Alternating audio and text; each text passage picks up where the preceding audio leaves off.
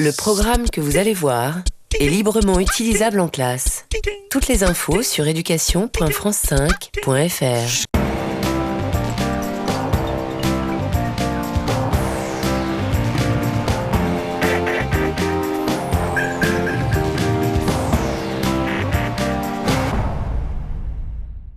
Voilà, donc ce soir, nous recevons Jean de Séty. Jean de Séty est né le 17 septembre 1960. Il est neurobiologiste. Il est donc docteur en neurobiologie. Il est actuellement directeur de recherche à l'Institut national de la santé et de la recherche médicale, l'INSERM, dans laquelle il est responsable de l'équipe de neurophysiologie de l'intentionnalité. Il est également professeur au Center for Mind and Learning à l'Université de Washington à Seattle. Il est spécialiste de neurobiologie, d'imagerie cérébrale et de neuropsychologie. Il a travaillé sur la perception et la compréhension des actions humaines, sur les questions de l'intentionnalité chez les personnes notamment schizophréniques, sur l'autisme et actuellement sur les mécanismes cognitifs et neuro impliqués par les phénomènes d'imitation et par l'intersubjectivité. Voilà, Jean de Séty, je vous cède la parole pour une 50aine de minutes, après quoi pourra suivre un débat avec le public. Je vous remercie.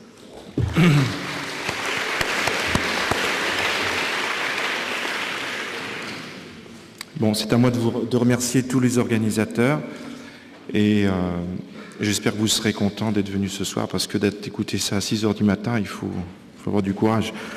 Enfin, donc aujourd'hui, ce soir, je vais essayer de vous présenter un point de vue assez personnel, quoiqu'il est partagé par beaucoup d'autres dans ma discipline, sur ce que j'appelle le sens des autres, ou une autre façon d'en parler, les fondements naturels de la sympathie. Que serions-nous sans les autres? Pour la plupart d'entre nous, à l'exception de quelques ermites qui ne sont certainement pas ici ce soir, l'affaire est entendue, l'affirmation convenue. C'est un fait. Nous, êtres humains, nous sommes avant tout des créatures sociales et il est donc essentiel que l'on se comprenne les uns les autres et ceci suppose que non seulement chacun soit conscient de ses intentions, de ses désirs, de ses croyances, mais qu'il soit aussi capable de comprendre et d'anticiper les comportements des autres en termes mentaux, c'est-à-dire comme causés par des intentions, des désirs ou des croyances. J'entends par sens des autres cette capacité que nous avons et cette motivation irrésistible de ressentir l'état subjectif d'autrui et de partager ses états affectifs. La sympathie, tout comme son contraire, l'antipathie, est pour moi le reflet d'une interpénétration des consciences ou encore le processus qui permet une communication intersubjective entre soi et autrui. Alors, le dictionnaire Robert définit la sympathie comme le fait d'éprouver les mêmes sentiments qu'une autre personne. Et moi, je ne ferai pas de distinction ce soir entre le concept de sympathie et celui d'empathie, qui est apparu beaucoup plus tard, comme vous le savez, au XXe siècle, et qui désigne la faculté que nous avons de nous identifier à quelqu'un et de ressentir ce qu'il ressent. Pour moi, quand je parle du sens des autres ou de la sympathie, c'est au sens, on va le voir plus tard, des philosophes du XVIIIe siècle, en particulier de ce qu'on appelle les Lumières écossaises, cette capacité que nous avons de ressentir autrui, de le comprendre. Alors, voici le plan de ma conférence. J'aurais pu laisser ça d'abord. J'ai pris cette illustration volontairement parce que... j'espère qu'on voit bien. Il y a 3 personnes ici. Il y a ces 2 jeunes femmes, une qui parle à l'autre, mais nous voyons tout de suite qu'il y a une 3e personne qui est présente dans cette scène. Donc ça, c'est quelque chose, on n'a pas besoin de l'apprendre à l'école. On comprend tout de suite que là, il y a 3 personnes en jeu, on n'en voit que 2. Et c'est quelque chose d'assez compliqué à décrire, et pourtant, on n'a aucun mal à faire ce genre d'inférence à partir d'une image toute simple. Alors, le plan de ma conférence, enfin, mon exposé, est le suivant. Je vais défendre ce soir une conception naturaliste de ce que j'appelle le sens des autres. J'avancerai l'idée que notre sens des autres est inscrit dans notre biologie et qu'il est l'un des produits de notre histoire évolutive. Le cerveau des primates, en général, et celui des hominidés en particulier, a été façonné par l'évolution pour vivre en société. Nous verrons ensuite que nous naissons équipés d'une aptitude innée à être attirés par les autres et avec un besoin irrésistible d'établir des relations sociales. Enfin, je vous exposerai des résultats récents dans le domaine des neurosciences cognitives qui commencent à identifier les mécanismes neurologiques qui sont impliqués dans la représentation de soi et de l'autre. Mais avant de nous pencher sur notre histoire évolutive, je voudrais vous rappeler l'apport qui était important et les intuitions de certains philosophes et en particulier de ceux de l'époque des Lumières écossaises, passe en Écosse. Alors, je vais vous faire quelques petits rappels avec des gens qui ne sont pas toujours très connus, comme le premier, que je cite, qui est Francis Hutcheson, qui était philosophe et théologien à Glasgow, et pour qui la sympathie est déclenchée par les émotions générées par l'attitude des autres personnes. Et déjà à cette époque, il se levait contre le rationalisme moral en affirmant que l'instinct peut être source de vertu. Le principe de la vertu est, je cite, « une certaine détermination naturelle à procurer le bonheur d'autrui ou un instinct antérieur à tout motif intéressé qui nous porte à aimer nos semblables. » Son élève, qui est peut-être plus connu, qui est Adam Smith, qui n'était pas simplement un brillant économiste et le père de l'économie de marché, il a développé la notion de sympathie formelle. Autrui, pour Smith, apparaît moins sous l'aspect de tel être empiriquement rencontré ici et maintenant que sous la forme d'une disposition intérieure à tenir compte, dans mes rapports avec le monde, de l'existence d'autres sujets et de la relation possible ou réelle entre eux. Pour Smith, il y a une dialectique qui va de l'égoïsme à la sympathie. Je cite, « Si égoïste que soit supposé être un homme quelconque, il y a évidemment quelques principes dans la nature qui lui font prendre intérêt à la bonne fortune des autres et qui rend leur bonheur nécessaire pour lui. » Smith, par ailleurs, avance que non seulement nous sympathisons avec autrui en nous situant imaginairement dans son point de vue, c'est très moderne comme conception, je trouve, mais qu'en outre, nous orientons nos actions en vue d'attirer la sympathie des autres, ce qui signifie qu'on se place du point de vue de l'autre en train de se placer dans notre propre point de vue. Et ça, c'est une sorte d'enfoncer une porte ouverte, de rappeler que beaucoup de comportements sociaux sont faits pour faire plaisir aux autres ou en croyant qu'on va faire plaisir aux autres. Enfin, on ne peut pas ne pas citer David Hume dans son traité sur la nature humaine qui explique, à son avis, comment fonctionne la sympathie. Je cite, « Quand je perçois les effets de la passion dans la voix et dans les gestes d'une personne quelconque, mon esprit passe immédiatement de ces effets à leur cause et forme une idée animée, vivante, de la passion qui se trouve ainsi convertie en passion en moi. » Pour Hume, là, je trouve que c'est très très fort également, vous allez voir que c'est tout à fait compatible avec ce que je développerai sur les neurosciences. Pour Hume, nos esprits sont les miroirs les uns des autres. Et cette propension que nous avons à sympathiser avec les autres serait la principale source du sens moral. Alors plus tard, le domaine de la sympathie a été surtout travaillé dans le cadre de la philosophie esthétique. Je citerai qu'une personne, il y en a beaucoup d'autres, Max Scheler, je fais exprès parce que c'est moins connu. Et Max Scheler, dans son traité, dans un de ses traités, affirme que notre connaissance du psychisme humain n'est pas postérieure, mais contemporaine à la connaissance que nous avons de son corps vivant. Nous saisissons le sens des gestes de l'autre à travers même ces gestes. Ce que nous percevons d'autrui, pour Scheler, n'est pas d'abord et seulement un corps derrière lequel nous aurions ensuite à retrouver une âme, mais bien une totalité psychophysique où l'esprit ne se donne pas indépendamment de la matière. Donc c'est des gens qui sont finalement assez naturalistes. Si vous préférez, ils sont peut-être réductionnistes, mais ce n'est pas gênant, en tout cas, ils sont naturalistes. En fait, c'est à lui que se réfère quelqu'un de beaucoup plus connu, en particulier en France, notre grand Maurice Merleau-Ponty, quand dans son livre, son ouvrage, son grand œuvre, Phénoménologie de la perception, eh bien, Merleau-Ponty nous dit que je ne perçois pas la colère ou la menace comme un fait psychique caché derrière le geste, je lis la colère dans le geste ne me fait pas penser à la colère, il est la colère elle-même. Pour Merleau-Ponty, la communication ou la communication des gestes ou des comportements s'obtient par la réciprocité de mes intentions et des intentions lisibles dans la conduite d'autrui. Tout se passe comme si l'intention d'autrui habitait mon corps ou comme si mes intentions habitaient le sien. Alors c'est dommage, je pense que ni Scheler ni Merleau-Ponty n'ont eu connaissance de l'ouvrage de Darwin. Pourtant, ils auraient pu, mais en tout cas, ils ne le citent pas quand on cherche dans leur texte.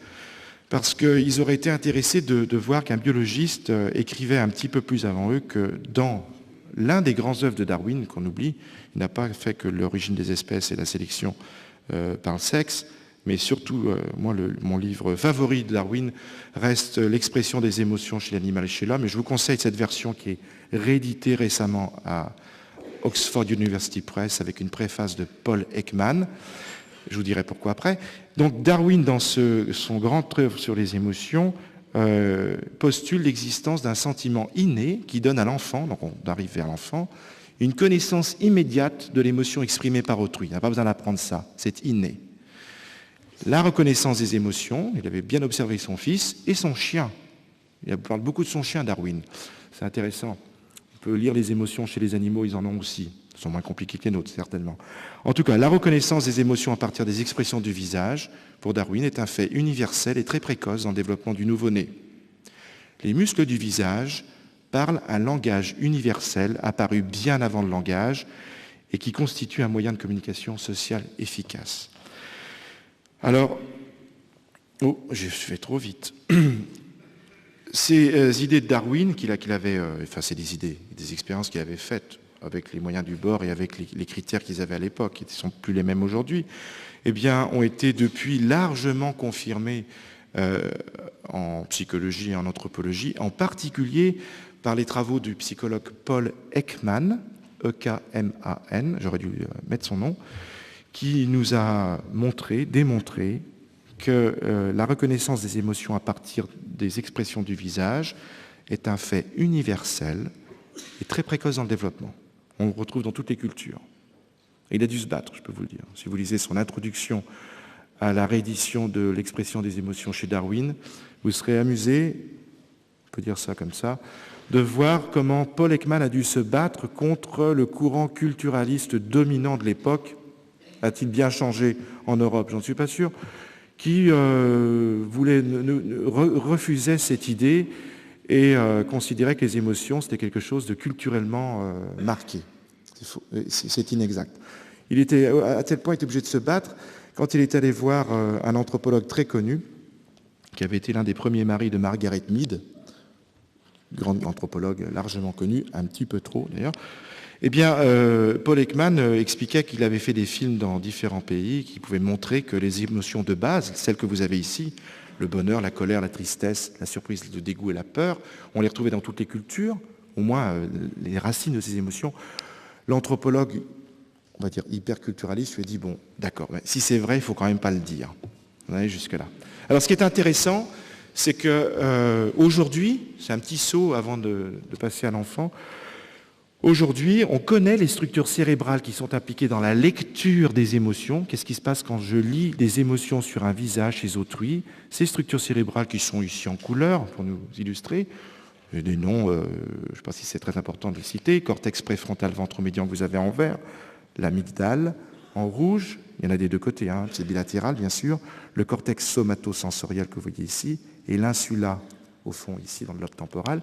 Eh bien, ces structures anatomiques impliquées dans la lecture des émotions sont également impliquées dans ce qu'on appelle la cognition sociale, les traitements de l'information qui fait qu'on est capable de manœuvrer dans des larges groupes sociaux.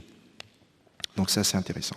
Pour finir mon introduction philosophique, eh bien, aujourd'hui, il existe un courant philosophique qui plonge ses racines dans les théories que j'ai vaguement et rapidement parcourues, ces théories des Lumières écossaises, on va dire, eh bien, et dans les sciences de la nature, ce qui n'est pas toujours le cas en philosophie, où il y a parfois, peut-être, je dirais hélas, une coupure entre les connaissances philosophiques pures et les connaissances scientifiques, ça n'a pas lieu d'être. Eh bien, ce courant philosophique, c'est ce qu'on appelle la théorie de la simulation, et je vous présente ici les deux principaux tenants de cette théorie philosophique. Ce sont des philosophes, également des amis au passage, Robert Gordon et Alwyn Goldman, qui ont la théorie suivante.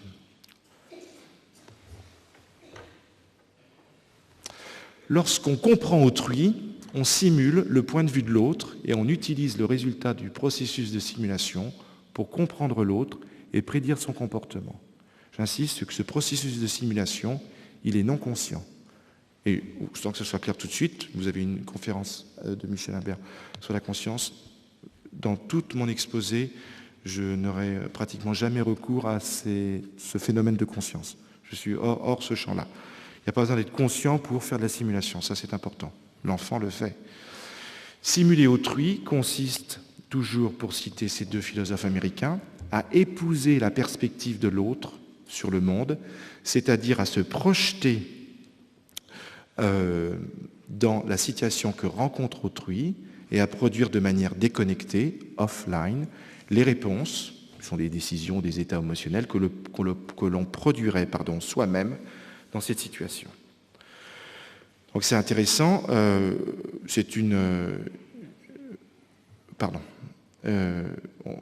pour prendre un exemple, ce processus de simulation qui apparaît très tôt au cours du développement de l'enfant permet à l'enfant d'acquérir les états mentaux d'autrui.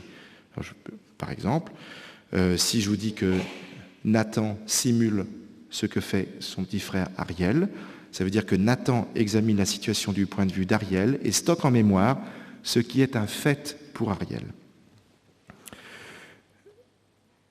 Ce que je vais proposer ce soir, c'est que le sens de soi et de l'autre va émerger de cycles perception-action qui sont des cycles fondamentaux dans le monde du vivant et dans le monde du système nerveux et qui vont rentrer, ces cycles d'interaction vont rentrer en résonance avec les autres. Donc ça c'est un petit schéma un peu simpliste. Au début il y avait l'action, comme disait Goethe, on agit, on perçoit et on simule. Et avec ce modèle très économique, c'est ce qui fait son intérêt, c'est qu'il est économique, il est parcimonieux pour un philosophe, et il est compatible avec les données de l'évolution et les données du développement de l'enfant, et on verra à la fin compatible avec les connaissances que nous avons en neurosciences sur le cerveau.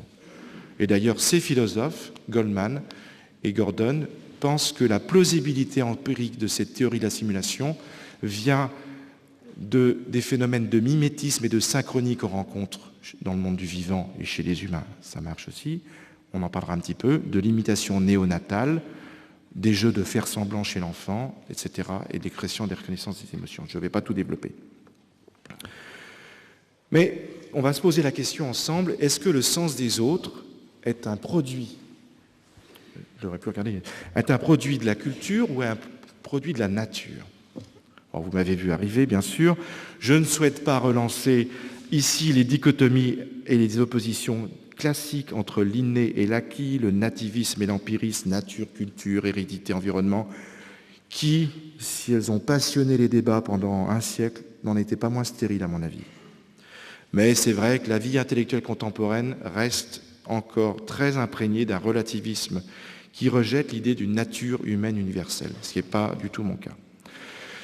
Et je vais prendre une perspective évolutionniste pour rappeler ici qu'au cours de 99% de l'évolution des hominidés, dont nous en sommes, et d'ailleurs nous en sommes les seuls, la seule branche vivante aujourd'hui, eh bien 99% de notre évolution, avant le néolithique, c'est-à-dire avant l'apparition de l'agriculture et de la sédentarisation, qui a radicalement changé la façon dont les hommes, ou nos ancêtres, on va dire, déjà sapiens, vivaient, eh bien, nos ancêtres dépendaient des ressources de la nature. Et le mode de vie de nos ancêtres a été pendant des millions d'années, en particulier au cours du Pléistocène, un mode de vie qui était celui des chasseurs-cueilleurs. Ça, c'est des implications importantes. Alors, je fais mienne une approche très à la mode aux États-Unis et en Angleterre, beaucoup moins en France, qui est celle de la psychologie évolutionniste. Je vais vous rappeler simplement 5 principes qui sont empruntés de la biologie et qui sont appliqués à la psychologie évolutionniste, parce que je pense que cette façon de voir les choses apporte un éclairage nouveau sur les questions. On considère le cerveau dans un corps, le corps existe dans un monde, l'organisme bouge, agit, rêve, produit, désire, et on ne peut pas comprendre la cognition, y compris la cognition sociale, ce dont je parle aujourd'hui, si on abstrait l'organisme et de ces conditions écologiquement valides. Ça, je crois que tout le monde sera d'accord. Et ce que je rajouterais là, je pense que d'autres ne seraient pas d'accord, je pense qu'on ne peut pas comprendre la cognition sociale si l'on ne prend pas en compte son histoire évolutive. Alors, ces 5 principes, je vais vous les énumérer, c'est peut-être un petit peu petit. Le premier, c'est Ce n'est pas des dogmes, ce sont des principes qu'on peut tester. Le cerveau, c'est un système physique. Ces circuits sont conçus pour générer des comportements appropriés aux circonstances environnementales, comme tous les autres êtres vivants. Nos circuits neuronaux ont été façonnés par la sélection naturelle pour résoudre des problèmes adaptatifs que nos ancêtres ont rencontrés au cours de notre histoire naturelle. La conscience n'est que la partie visible de l'iceberg. La plupart du traitement mental, émotionnel, etc., n'est pas conscient. Et attention, quand je dis pas conscient, ça n'est pas synonyme d'inconscient en psychanalyse. C'est de l'inconscient cognitif, on va dire. Différents circuits, quatrième point, neuronaux sont spécialisés pour résoudre des problèmes adaptatifs différents. C'est ce qu'on appelle la modularité de l'esprit. Et ça, c'est quelque chose qui est relativement admis, puisque la neurologie, la neuropsychologie nous montre que l'esprit peut être sécable, on peut casser des composants sans casser le tout. Enfin, nos crânes modernes, aujourd'hui, abritent un esprit qui date de l'âge de pierre, puisque je vous l'ai dit tout à l'heure, nos ancêtres ont passé 99% de leur histoire évolutive dans des sociétés de chasseurs-cueilleurs qui n'étaient pas du tout les sociétés dans lesquelles on vit. Alors on en vient à ce que j'essaierai de développer maintenant, c'est que de nombreux spécialistes soutiennent que la création d'artefacts a été le facteur environnemental essentiel dans le développement de l'intelligence. Alors ici, vous avez, autant le dire tout de suite, c'est mon fils Nathan, qui est en visite d'un musée préhistorique, et il va nous servir de guide. Donc ça, c'est une théorie qui est relativement dominante. Nous, les hommes, nous sommes plus intelligents, parce qu'on a un cerveau plus sophistiqué, surtout parce qu'on a créé des outils, des artefacts, c'est vrai. Et ces artefacts, ça a développé notre intelligence. Il est vrai que les animaux, comme vous le savez, certains animaux ont des outils. Les singes sont capables de pêcher des termites avec des baguettes qui taillent au diamètre qu'il faut. Mais ce qu'ils n'ont pas, les singes, c'est qu'il n'y a pas de processus cumulatif. C'est que les hommes fabriquent des outils et ils ne reviennent pas en arrière. Ils vont fabriquer un meilleur. Un singe va pêcher des termites avec son stick. Il va le jeter, il faudra donc réapprendre à pêcher, etc., etc. Il n'y a pas ce processus de transmission culturelle qui est unique aux hommes. Et bien sûr, dans cette théorie, le bipédalisme et sa conséquence, la libération des mains, a eu pour conséquence la création d'outils de plus en plus sophistiqués. Alors il y a une autre théorie, qui est celle qui est la mienne, selon laquelle l'évolution de l'intelligence chez les primates est due, et chez les hommes, au moins en partie, peut-être essentiellement, en raison de pressions sélectives qui sont inhérentes à la vie dans des organisations sociales complexes. Alors, je vous rappelle simplement, j'ai pris plusieurs espèces. Un petit Homo sapiens, on voit des babouins qui vivent dans des grands groupes sociaux. Donc, il y a beaucoup de choses qui se passent, des relations de dominance, de hiérarchie, de prise de pouvoir. Il y a déjà de la politique chez les chimpanzés, chez les singes, et c'est variable selon les chimpanzés. Et là, l'une des... j'ai perdu mon fil. Ces contraintes de vie en groupe social chez les primates et chez les humains auraient eu pour conséquence une augmentation de l'intelligence, mais de l'intelligence sociale. Et c'est donc différent de voir ça par rapport aux outils. C'est peut-être pas incompatible non plus. On force le trait, bien sûr, pour défendre cette théorie. Et l'un des composants, l'environnement, on est toujours dans une perspective très évolutionniste, donc l'évolution, il y a deux principes de base, variation, sélection. Eh bien, l'environnement aurait favorisé les individus les plus capables de manœuvrer au niveau social, les alliances, la ruse, le mensonge, ce dont sont capables les singes, ils peuvent mentir, dans des situations sociales complexes. Et l'un des composants essentiels de cette intelligence sociale est certainement la capacité que nous avons, en tout cas nous, humains, de prendre la perspective subjective des autres.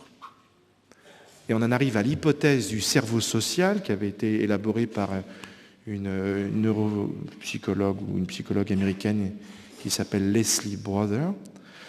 Eh bien, c'est que le cerveau des primates est spécialisé pour la cognition sociale. Ici, j'aurais pu vous l'expliquer. Vous avez un cerveau de singe dans son crâne. Je ne sais pas si on voit bien le crâne sur l'écran. C'est pas trop mal. Et puis le cerveau de sapiens.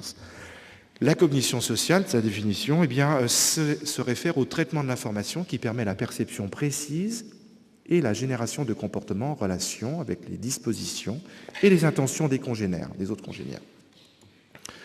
Alors il y a quelque chose de très intéressant que je vais essayer de vous expliquer avec un petit peu plus de détails, si on prend le temps, c'est que les collègues qui travaillent dans ce domaine, je vais citer surtout le travail de Robin Dunbar, qui est un psychologue évolutionniste en Angleterre et un anthropologue, et c'est pas le seul, il y a aussi Hallman, ont montré qu'il existait une relation entre le volume relatif du néocortex et de la taille du groupe social chez les primates.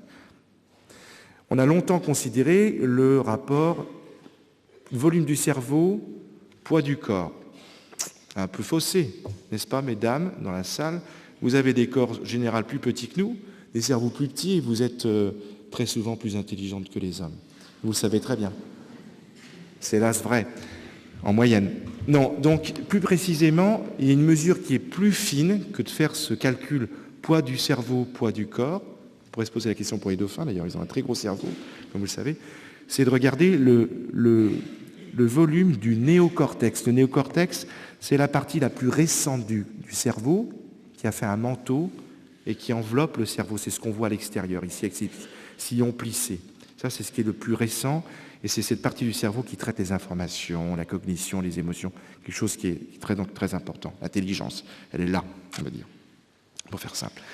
Eh bien, quand on mesure cette partie récente du cortex et qu'on la ramène au volume du cerveau lui-même, on peut corréler ça avec la taille du groupe social. Ici, je vous ai mis, c'est vrai que c'est peut-être un peu petit, sur cette ici, vous avez le groupe, la taille moyenne du groupe dans lequel vivent les gorilles, les chimpanzés, etc., et le ratio néocortex. Plus ce ratio est important, plus le cortex est épais par rapport au reste du cerveau, chez l'animal, chez l'homme, et plus en fait ça corrèle avec un groupe social important. Intéressant. On peut même regarder au niveau des clics, c'est le mot anglais mais c'est la même chose en français. Il y a aussi quelque chose de très intéressant, c'est une petite erreur ici, c'est 100. Pardon. Il y a un chiffre qui est monté. Il y a donc une corrélation. Donc le volume important du cerveau des primates semble lié aux coûts computationnels qui sont dus aux interactions sociales sophistiquées. Et d'ailleurs, au passage, les êtres humains, je l'ai dit tout à l'heure, nous, les sapiens sapiens, nous vivons dans des groupes sociaux très larges aujourd'hui. Vous êtes 1000 ce soir, vous ne vivez pas dans des groupes de 1000, mais on vit dans des groupes qui sont très différents. Il y a le groupe social du travail, le groupe familial, il y a plusieurs réseaux, les amis proches, lointains, etc., etc. C'est très très large, c'est devenu très compliqué. Mais n'oubliez pas ce que je vous ai dit, nous avons passé plus de 99% de notre temps d'évolution, le temps pendant lequel les pressions sélectives ont fabriqué notre cerveau et notre esprit. Pour moi, c'est pas la même chose. C'est la même chose à ce niveau-là. À une époque où on vivait dans des groupes sociaux dont on ne connaît pas la taille.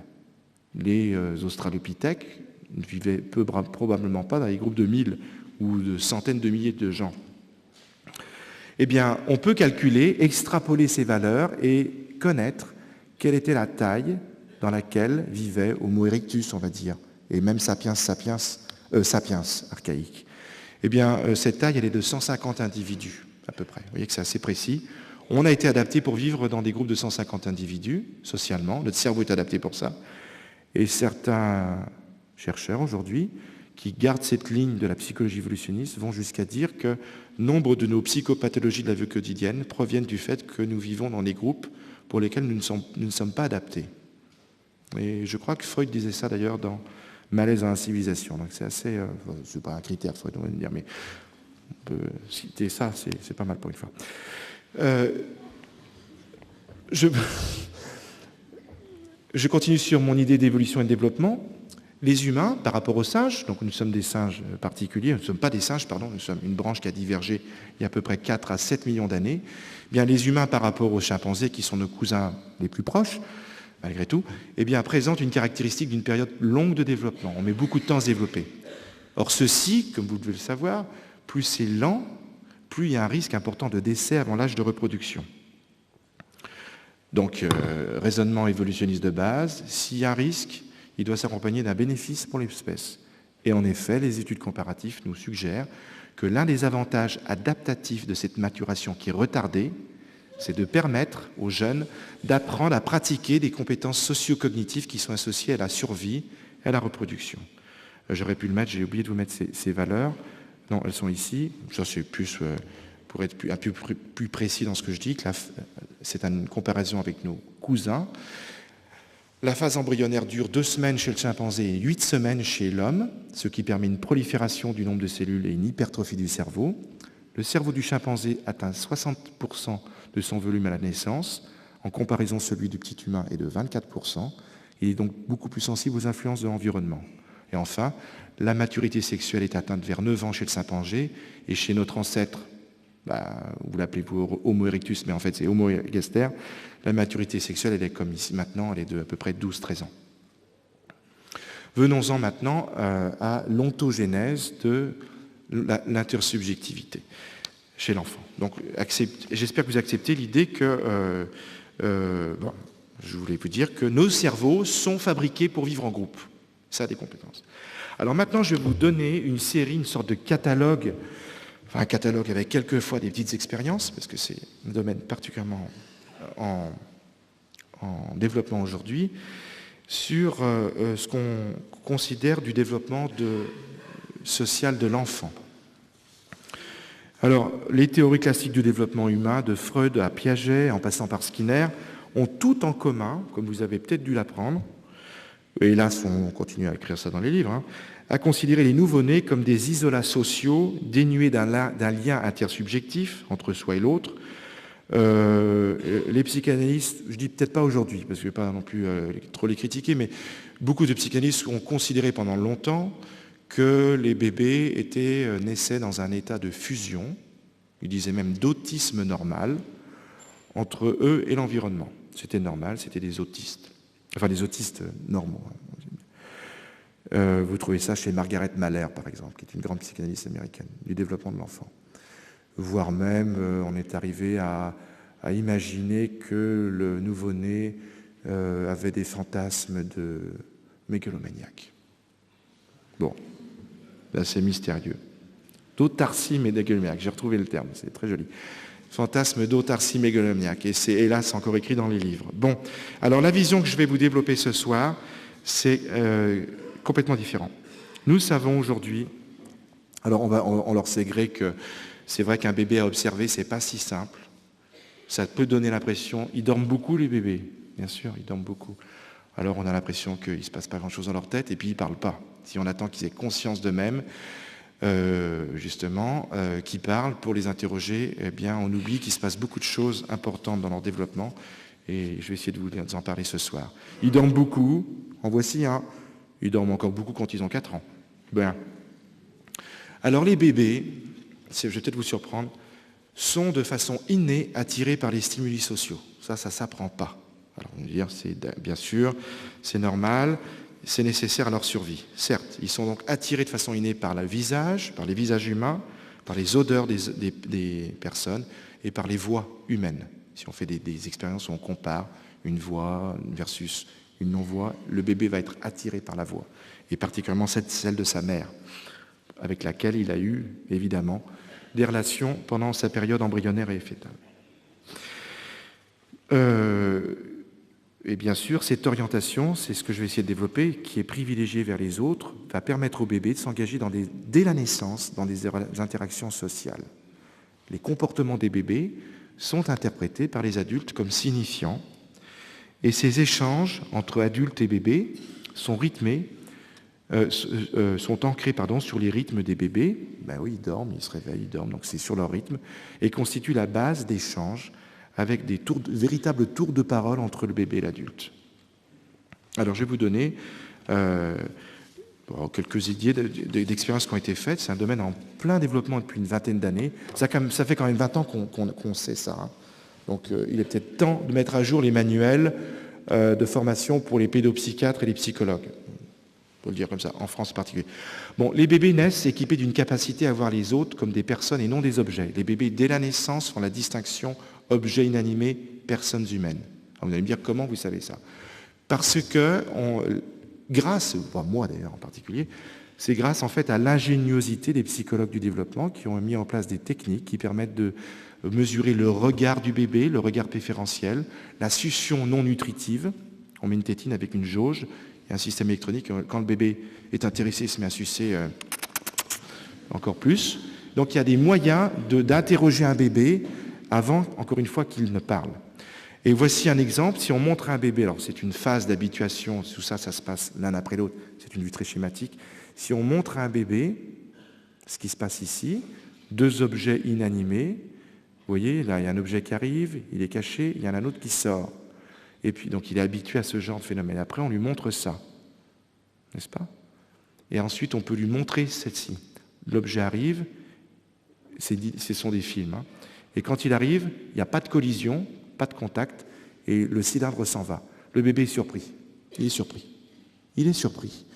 Il a comme une physique, des notions de physique naïve, comme disent les psychologues, naive physics, et il sait, de façon innée, que les objets, pour qu'il y ait un objet qui se déplace, quand c'est un objet inanimé, il faut qu'il y ait eu transfert d'énergie, ça c'est un physicien qui dirait ça, qu'il faut qu'il y ait eu contact. En revanche, c'est l'inverse pour des personnes humaines. En général, on ne rentre pas en collision avec les autres pour les pousser. On peut s'éloigner. Donc un bébé est surpris ici, il est surpris ici. Je vais vous donner d'autres exemples. Je vous ai dit que les bébés, que l'évolution a pourvu, enfin je vais vous le dire, l'évolution a pourvu le nouveau-né de mécanismes physiologiques, je vais vous développer, qui permettent d'établir une communication intersubjective. Et ça, on le voit avec des travaux sur l'imitation.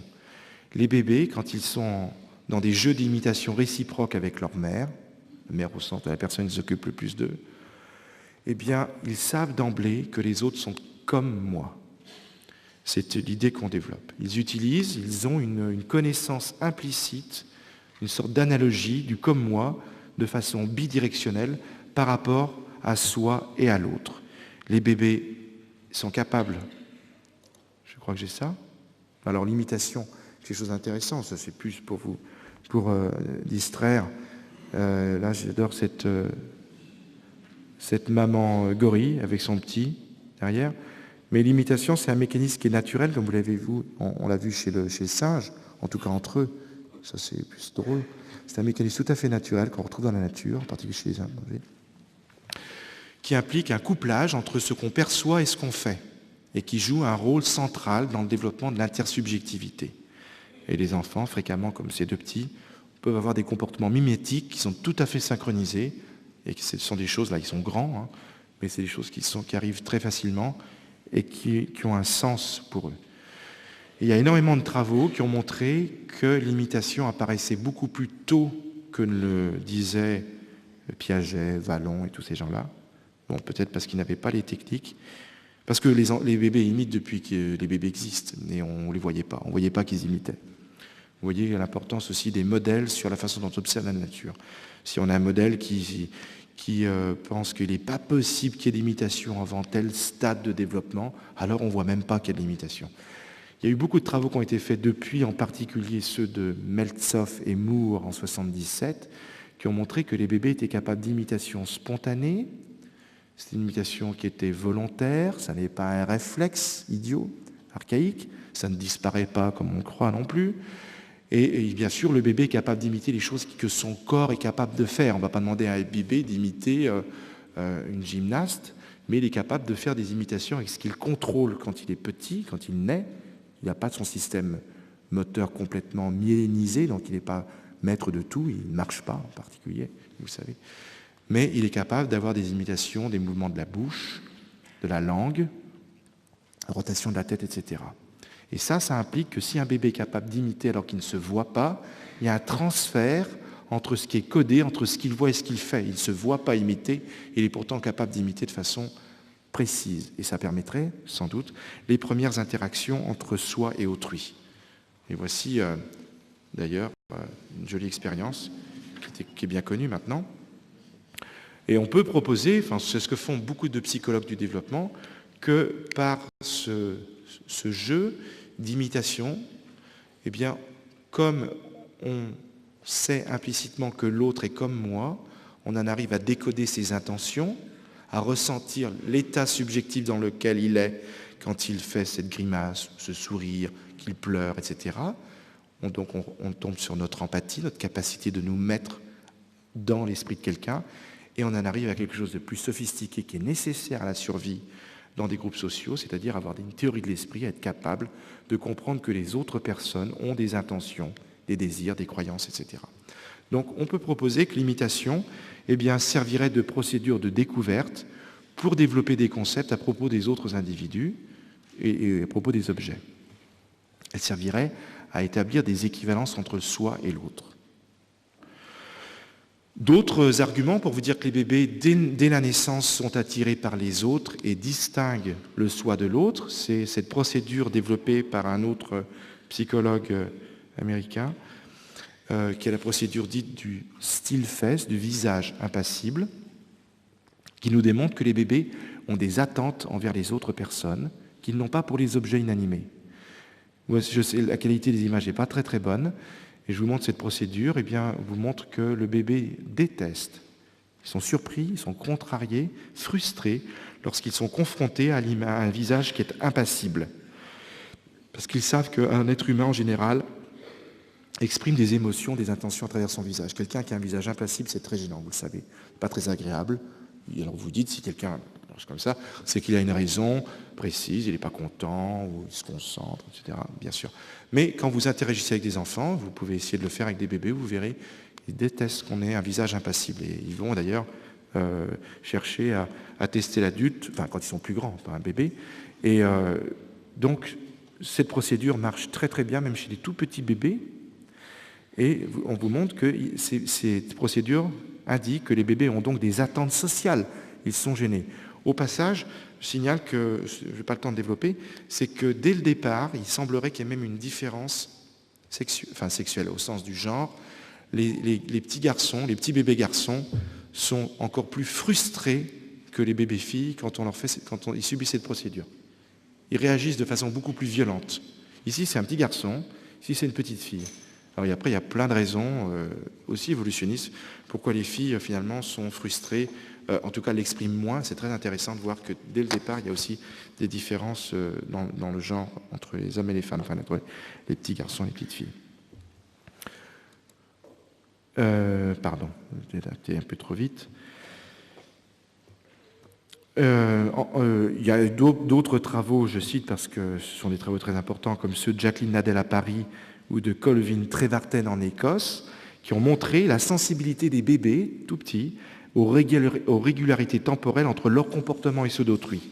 Si on a un système, je n'ai pas d'image là-dessus, un système avec une double vidéo, le bébé est filmé et la maman est filmée, mais ils sont dans deux pièces séparées, ils peuvent se voir, et ils interagissent, comme ferait une maman avec son petit, et donc ils sont des relations. Et si ce qu'ont fait donc Jacqueline Nadel et Trevarten en Écosse, ils ont fait énormément de travaux dans ce domaine, ils ont introduit un décalage temporel dans l'interaction entre la mère et le bébé, par l'intermédiaire d'un dispositif vidéo, donc, eh bien le bébé, très rapidement, va montrer une aversion au regard de la mère. Ça va être accompagné d'un retrait social qui peut se mesurer par l'absence de vocalise, par la disparition du sourire social. Et ces comportements ne peuvent s'expliquer que par la détection de la désynchronisation et la mise en question d'attentes de synchronie interactionnelle. Les bébés, ils aiment les choses synchroniques. Et d'ailleurs, si on revient dans un cycle synchronisé, sans délai entre ce que le bébé et la mère font, eh bien, les comportements positifs reviennent chez la plupart des bébés. Peut-être d'ailleurs différemment chez les garçons et les filles, je ne sais pas. Donc, on peut dire qu'il y a énormément de travaux là-dessus. On pourrait en parler des heures. Je ne sais pas ce qui se passe, mais on ne veut plus vous passer la prochaine diapositive. C'est dommage.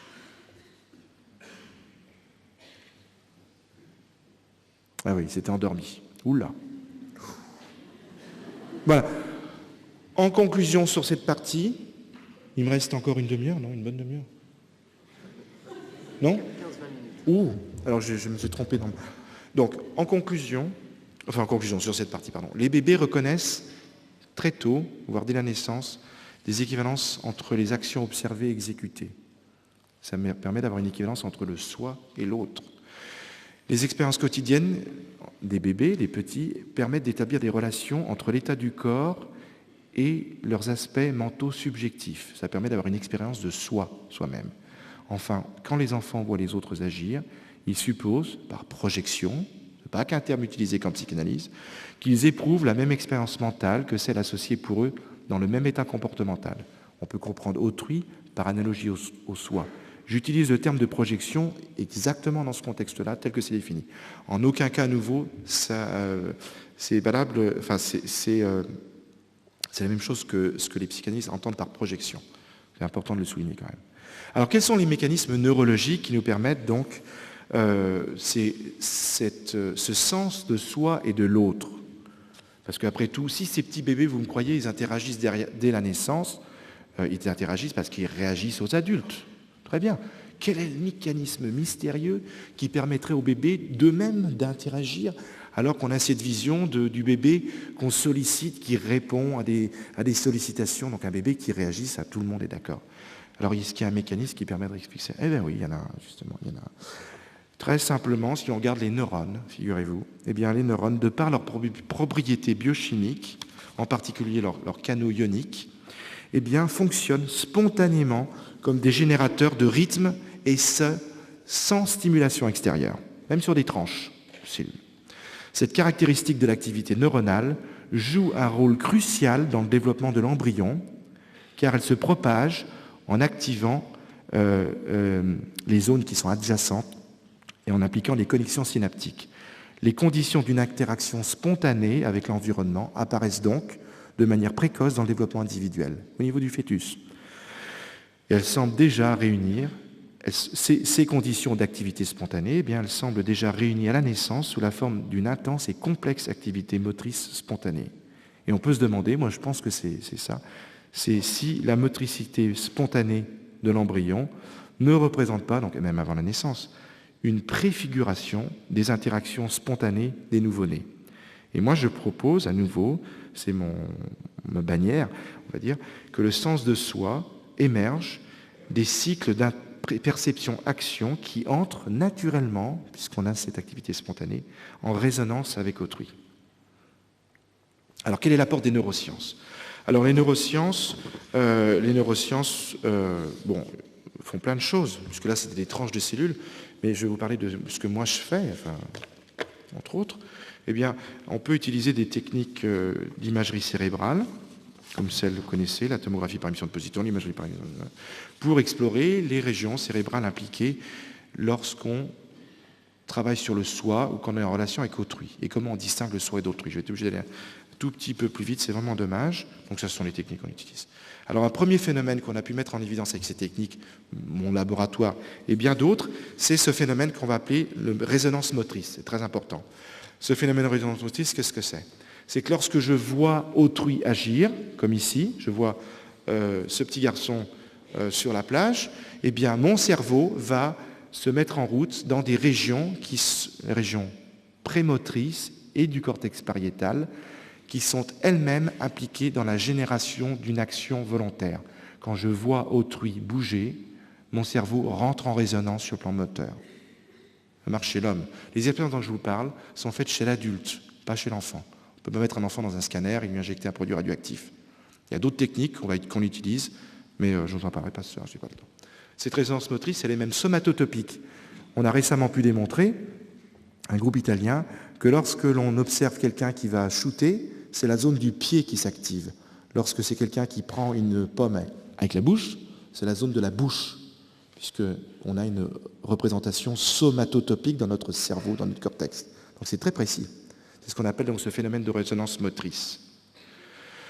Et ce phénomène de résonance motrice, donc mon cerveau résonne quand je vois autrui agir dans les régions qui génèrent mes propres actions, eh bien ça apporte une assise neurophysiologique objective au concept nécessaire pour comprendre ce que j'essaie de développer, ce concept de représentation partagée entre plusieurs personnes qui serait le fondement de la communication sociale et de l'intersubjectivité, comme l'ont proposé bien avant moi les psychologues du développement. Alors, est-ce qu'on entre en résonance avec des actions impossibles? Alors, on a voulu savoir ça. Alors, on a un système, il faut que j'aille très vite, c'est malin, qui s'appelle le mouvement apparent. Est-ce qu'on peut fabriquer des actions impossibles artificiellement? Oui, avec ce système. On montre un objet, puis ce même objet ici. Et si on fait ça très vite, je ne peux pas le faire avec ma petite souris, Vous aurez l'impression que l'objet, il va tout droit. Il va dans une ligne droite. C'est le phénomène du mouvement apparent. C'est pour ça qu'on voit du mouvement au cinéma. Bien. Le mouvement biologique, ça ne marche pas comme ça. Quand je vous montre cette image, puis celle-ci, il faudrait que je les passe, etc. On peut, si je vais très vite, fabriquer un mouvement impossible. C'est-à-dire, vous verriez l'avant-bras de cette jeune fille traverser son genou. Ce n'est pas possible. Si l'alternance entre les deux images est courte, l'avant-bras va contourner. Donc avec ce dispositif, nous avons pu faire une étude où on a montré à nos sujets dans le scanner soit des mouvements possibles, ça c'est possible, soit impossible, mon bras traverse ma main. Et on a regardé ce qui se passait dans le cerveau. Eh bien, seul pour les mouvements possibles, oubliez cette figure, c'est la zone du mouvement, seul lorsqu'on perçoit des mouvements possibles, nous activons ce réseau de résonance motrice pariétale et prémoteur. Mais quand on monte des mouvements impossibles, ce réseau il est inhibé, il ne se met pas en route. Donc, nous rentrons en résonance avec autrui à condition que ce que fait autrui, nous sommes capables de le faire. C'est intéressant. À un niveau purement physiologique de base, on pourrait se poser la question, ça intéresserait certainement beaucoup les psychologues et les philosophes, est-ce que c'est valable au niveau de la pensée? Ce serait vraiment intéressant. Alors imaginez, ça c'est pour un petit clin d'œil, qu'un cheval aille voir dans une galerie de peinture ce magnifique tableau de Géricault, le Derby d'Epsom. Ben, le cheval, lui, il sait très bien que c'est pas possible. Les chevaux, ils courent pas comme ça, ils galopent pas comme ça. Donc c'est pas possible pour lui. Alors, une autre expérience que nous avons faite dans les relations entre soi et autrui, le sens d'autrui, c'est de travailler sur l'imitation. Donc voilà le dispositif expérimental, un scanner. On a un expérimentateur, un étudiant, et un sujet dans le scanner. Ils ont tous les deux des objets.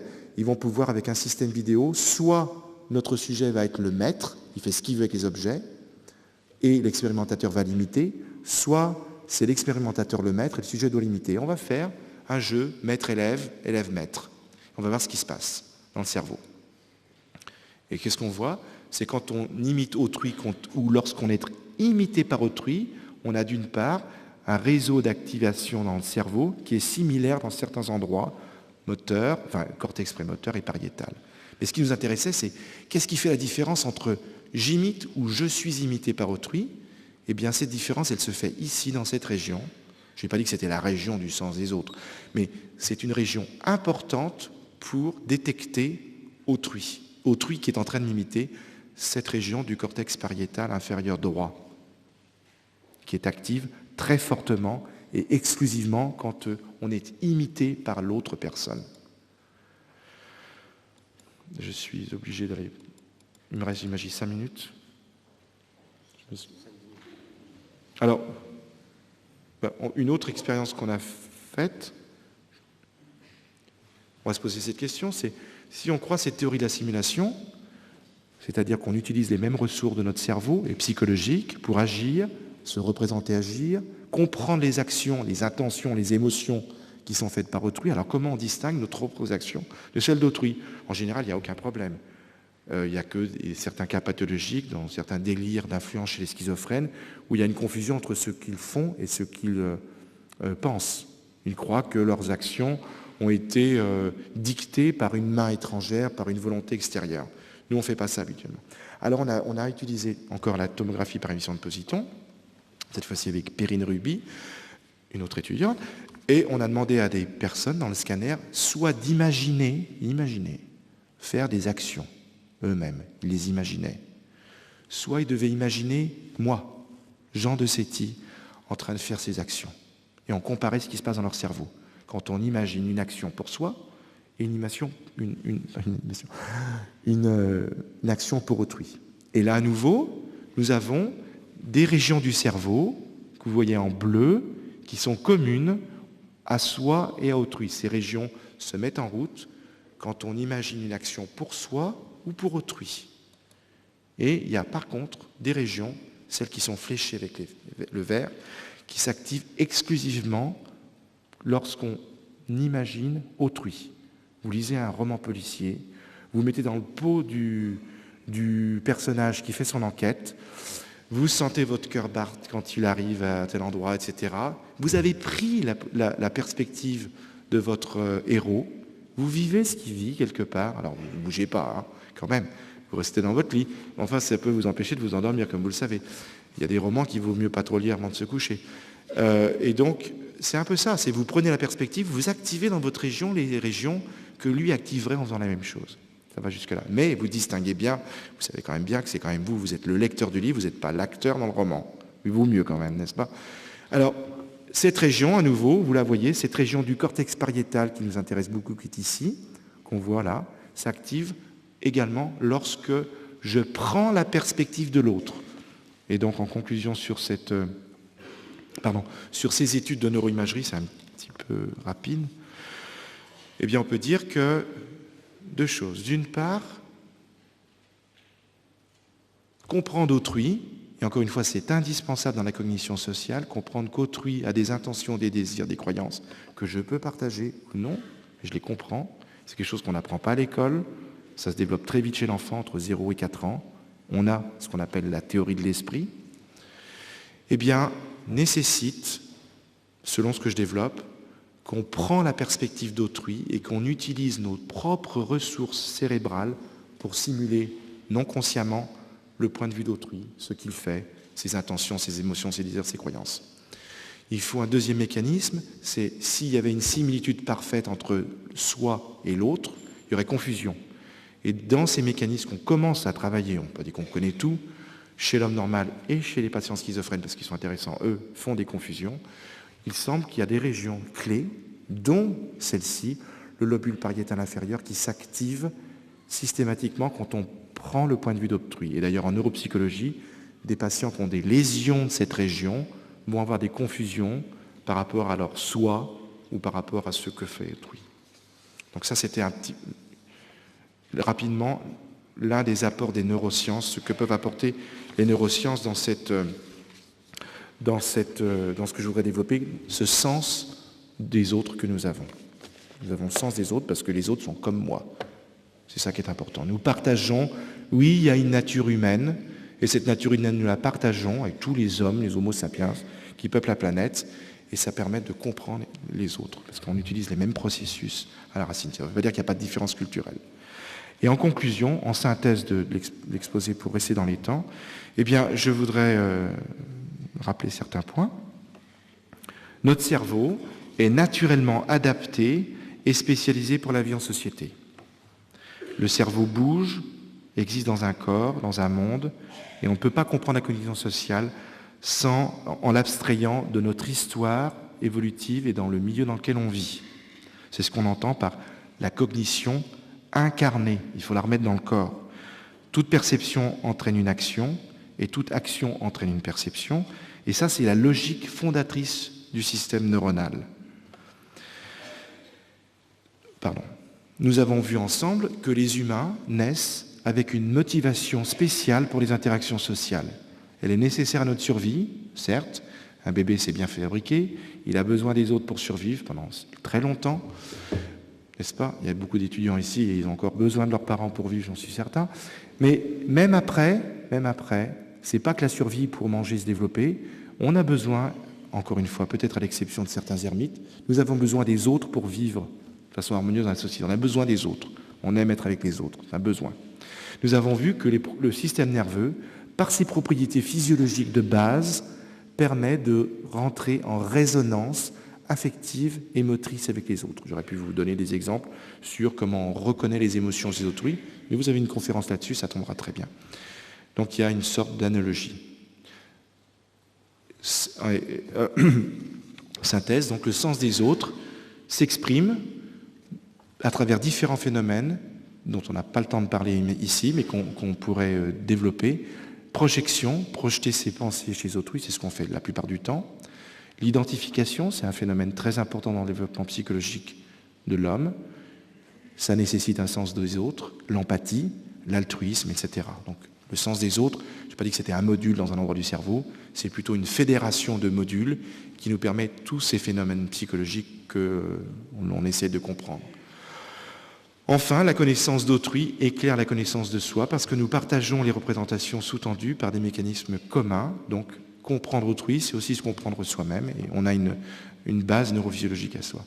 Et c'est aussi, peut-être pour finir, une autre forme de clin d'œil cette façon que nous avons de rentrer en résonance avec autrui, qui paraît peut-être un peu intellectuel ce soir, je crois, c'est ce que je propose, c'est ce que recherchent les gens quand ils vont danser, en particulier dans les soirées techno, c'est évidemment que ça, c'est d'aller bouger en rythme avec d'autres gens, et ce sont des corps qui bougent, je ne dis pas qu'il n'y a pas d'esprit dedans, mais ce sont des corps qui bougent avec une musique qui est très très rythmée, et ça procure du plaisir, tout comme les enfants quand ils sont imités pour autrui, ça leur procure du plaisir.